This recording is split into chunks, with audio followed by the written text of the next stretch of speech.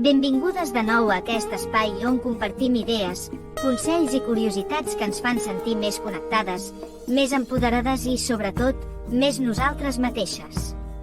Avui us porto alguna cosa superinteressant, formes de descobrir els teus talents, potenciar la teva creativitat i aprendre coses noves sense avorrir-te. T'hi apuntes? Doncs queda't amb mi perquè comencem ja. Descobrint els teus talents. T'has preguntat alguna vegada en què ets realment bona?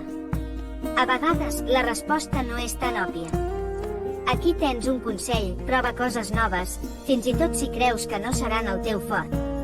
Pintar, escriure, cuinar, cantar, del que sigui. A vegades, el talent s'amaga en llocs que ni t'imaginaves. I si et sents bloquejada creativament? Aquí tens alguns exercicis fàcils per despertar la teva creativitat.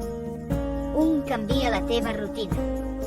Si sempre fas les coses igual, prova alguna cosa nova, agafa un camí diferent per anar a l'escola, escolta música que no coneixes o escriu amb la mà que no utilitzes normalment. Desafia el teu cervell. 2. Fes llistes boges. Escriu 10 usos estranys per a objectes comuns, com un llapis o una ampolla. Et sorprendrà lo creativa que pots arribar a ser. 3. Vision board. Crear un tauler amb les teves metes i somnis no només és divertit, sinó que també t'ajuda a mantenir-te motivada. A més, és una manera creativa d'organitzar-te. Mètodes per aprendre sense avorrir-te. Aprendre no ha de ser avorrit, noies. Aquí teniu algunes idees que a mi em funcionen. Converteix-ho en un joc. Per exemple, si estàs aprenent vocabulari en anglès, crea targetes tipus Kit i desafia les teves amigues. Fes servir YouTube o TikTok.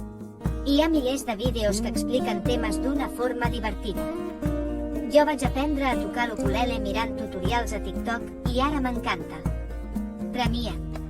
Si acabes les teves tasques, dona't un premi, com una màscara facial o un capítol extra de la teva sèrie favorita. El més important és que trobis el teu propi ritme. Recorda que no cal saber-ho tot de cop, és un procés. Un recordatori especial. Abans d'acabar, vull recordar-te una cosa molt important. No cal que siguis perfecte en tot. Està bé equivocar-se, tornar a començar o prendre's un descans.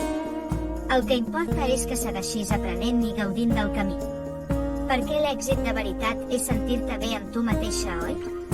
I això és tot per avui.